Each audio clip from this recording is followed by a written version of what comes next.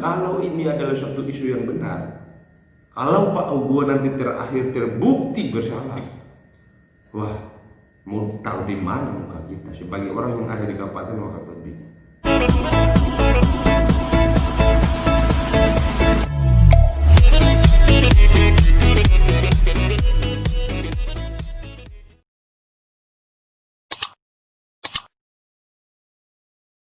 Bismillahirrahmanirrahim. Assalamualaikum warahmatullahi wabarakatuh. Selamat berjumpa di channel YouTube saya, Henry Majid.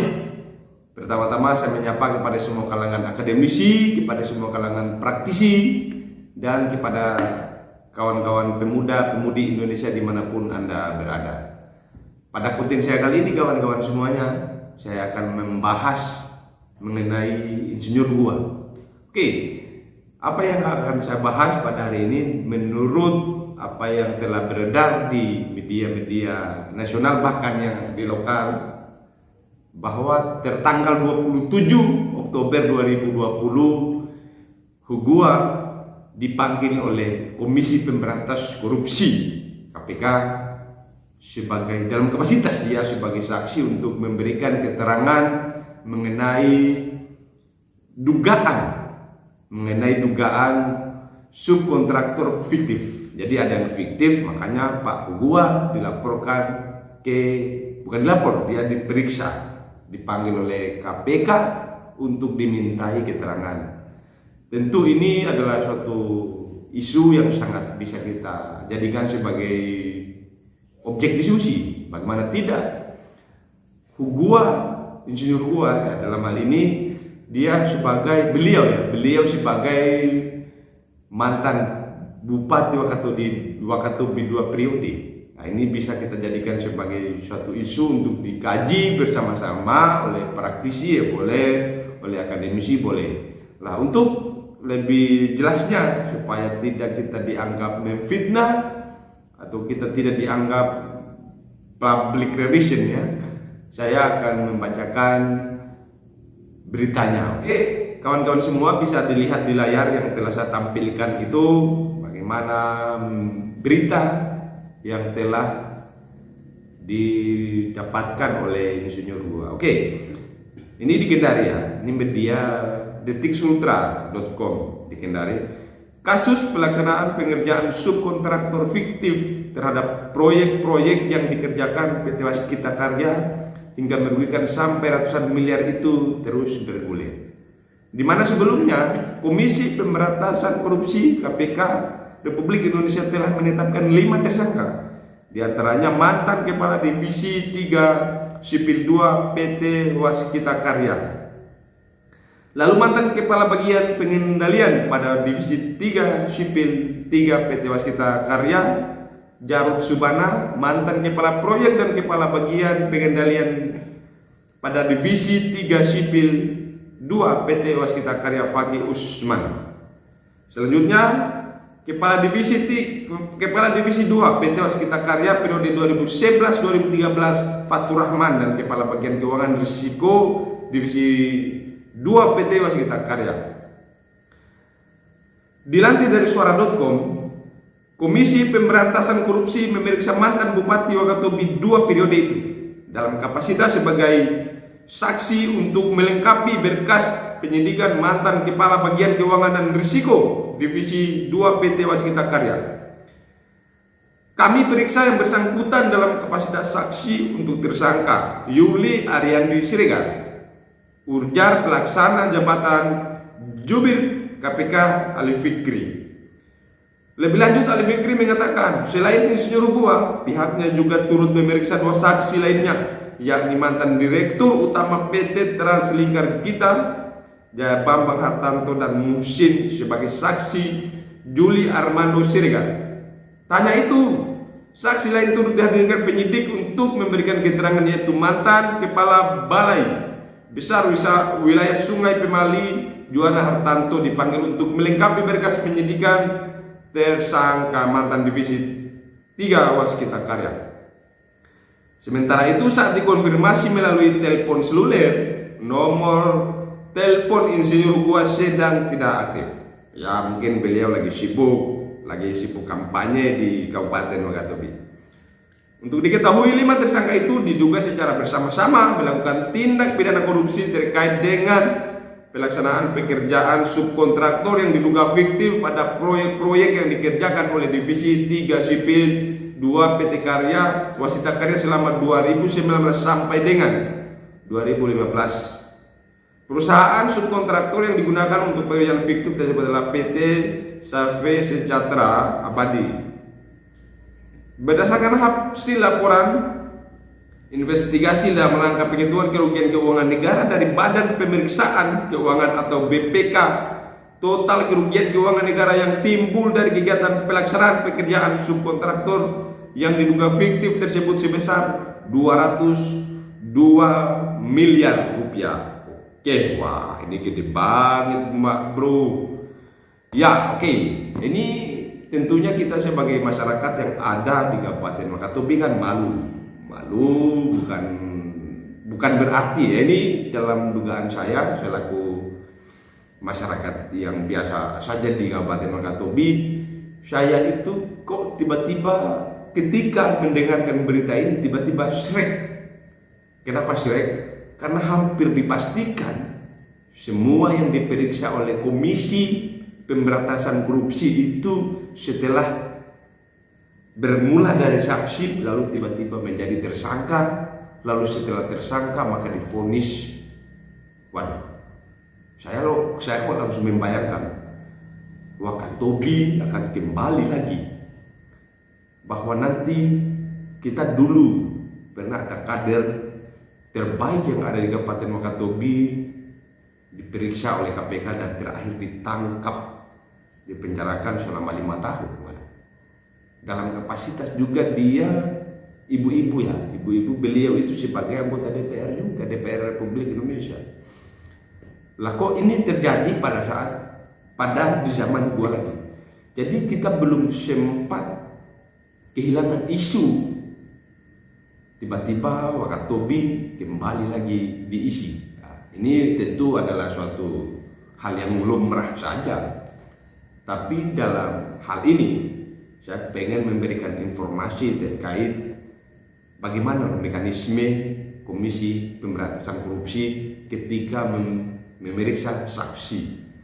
Jadi saya masih teringat di zaman Pak Anas Urbaningrum ketika diperiksa sebagai saksi di kasus Hambalang oleh KPK.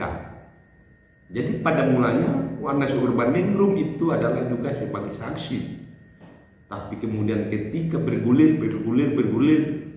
maka Anas Urbaningrum berubah menjadi tersangka. Lah ini artinya bahwa kepada semua masyarakat yang ada di Kabupaten Wakatobi, kalau ini tidak benar, mari kita doakan supaya Wakatobi atau kader terbaik Wakatobi yang ada di pusat sana sebagai perwakilan kita itu tidak kemudian divonis, dihukum oleh KPK. Tetapi sebaliknya, kalau ini adalah suatu isu yang benar, kalau Pak Ugua nanti terakhir terbukti bersalah, wah, mau tahu di mana muka kita sebagai orang yang ada di Kabupaten Wakatobi. Tentu kita akan biarkan ini bahwa ada proses hukum yang berlaku. Jadi dalam kapasitas, jadi tadi saya dengar, tadi di berita tadi itu Pak Ugua ini sebagai saksi dari Yulian Arianti Siregar. Kalau kita bisa simak apa yang kita kemudian bisa kembangkan nanti ini kan harus didiskusikan oleh masyarakat yang ada di Kabupaten Wakatobi. Maka poin saya dalam konten saya kali ini itu saya sampaikan kepada semua masyarakat yang ada di Kabupaten Wakatobi, yang paling umum ya, kepada semua masyarakat yang ada di Indonesia ini, supaya kita bisa membedah isu, kita bisa mendiskusikan terkait dengan ini kan yang menjadi pelik adalah satu masalah terkait dengan tindak pidana korupsi. Saya tidak kemudian hanya melihat tubuhnya, saya lebih melihat kepada bangsa Indonesia, kepada kondisi bangsa Indonesia yang hari-hari dalam pemberitaan media nasional selalu saja atau ada saja setiap pemberitaan itu terkait dengan masyarakat Indonesia atau pejabat yang ada di Republik Indonesia ditangkap oleh KPK, baik tertangkap tangan maupun dalam prosesi yang berlangsung yang sebagaimana mestinya. Dalam pemberitaan se-Indonesia ada saja dalam setiap hari kasus korupsi yang terjadi. Maka kalau saya berpendapat, saya lebih kepada bahwa ini terlalu sistemik ya. Kita menganggap bahwa Pak Hugo itu tidak punya mental koruptor. Saya lebih tidak melihat itu. Saya lebih mengarah kepada diskusi bahwa, tapi tentu ini bisa kita diskusikan bersama-sama dalam hal yang lebih besar. Saya selalu mengulang-ulangi apa yang selalu saya sampaikan kepada semua dalam konten-konten saya, kayaknya pernah bahwa ternyata yang rusak di bangsa ini itu adalah sistem bangsa kita. Terbukti dari PT Waskita Karya, kok dari jadi semenjak 2009 sampai dengan detik ini. Jadi bisa dibayangkan loh. Jadi sudah sekitar 202 miliar. Jadi 202 miliar ini yang dihitung oleh BPK. Ini tentu mereka hitung secara ilmiah, secara matematik ya. Ini yang kita tidak bisa, mungkin dalam kapasitas kita tidak bisa kita jadikan ini, atau kita tidak bisa tiru gaya hitungan yang mereka jadikan sebagai variabel, tapi mungkin bisa kita kaji ini dalam satu teoritis ya. Saya kembali kepada 202 miliar. Ini bukan dalam, kalau 202 miliar kira-kira sekitar setengah masyarakat yang ada di Kabupaten Wakatobi itu bisa makmur. Mengapa? Karena itu bukan anggaran yang kecil. Lah artinya dalam berbangsa, dalam bernegara ini, apa yang dialami oleh PT Waskita Karya ini adalah suatu bentuk, ini ada semacam, ini kita tidak kemudian akan sebut sebagai pembiaran, tapi dari 2009 sampai dengan detik ini kok sampai baru terkuat isunya, baru terkuat, baru bisa dibaca oleh KPK. Selama ini orang-orang yang terjun langsung di KPK bahkan telah beberapa kali lamanya melakukan pergantian ketua, tidak ditemukan ini. Makanya apa yang saya akan sampaikan itu bahwa sistem kita Republik Indonesia itu agak sedikit kacau balau karena tidak secara spesifik mengatur atau tidak ada kerelaan kita sebagai masyarakat Indonesia untuk menyelesaikan setiap problematika yang ada di bangsa ini. Apalagi itu menyangkut tentang peraturan mengenai menyelesaikan semua perkara dalam bangsa ini.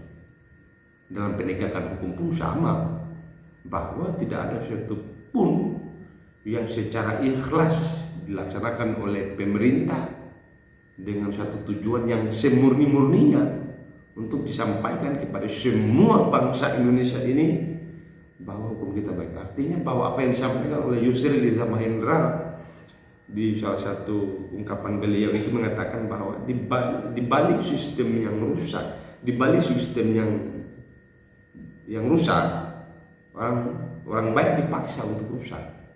Sebaliknya orang yang dalam sistem yang kuat, orang jahat dipaksa untuk menjadi baik. Artinya bahwa ke depan kita masyarakat yang ada di Kabupaten Wakatobi, mari kita selalu jadikan ini sebagai pelajaran. Jangan kita catatkan sejarah. Ini sudah cukup belum? Sudah ada ibu kemarin yang menjadi narapidana KPK. Sekarang menyusul. Ini masih tersangka, masih sebagai saksi. Tapi dalam hemat saya, kalau kita bisa belajar dari setiap kasus yang ada di bangsa ini, jadi ada perkembangan dari kasus, dari saksi lalu menjadi tersangka, lalu bla bla bla sampai akhirnya dihukum atau divonis penjara. Bayangkan apa yang akan terjadi kalau sampai Insinyur Hugua terakhir. Kita tidak mendoakan Pak Hugua supaya terkena ini ya, supaya tersangka. Tapi kalau kita bisa melihat, apalagi saya kalau sudah kemudian ada pejabat yang menolak untuk diperiksa di KPK, ini gua juga melakukan itu pada 27 Oktober kemarin, sempat menolak atau dihubungi oleh KPK, nomor HP-nya tidak aktif. Maka saya warning ya, kepada semua masyarakat yang ada di Kabupaten Wakatobi bahwa sudah cukup, sudahlah bangsa Wakatobi kader terbaiknya terjerumus pada kasus atau pada sebuah, ini kan sama sekali adalah suatu hinaan kita sebagai masyarakat yang ada di Kabupaten Wakatobi. Bahaya. Asal kita masuk KPK, maka citra kita buruk. Asal kita berhubungan dengan KPK, maka citra kita itu buruk. Itu pasti.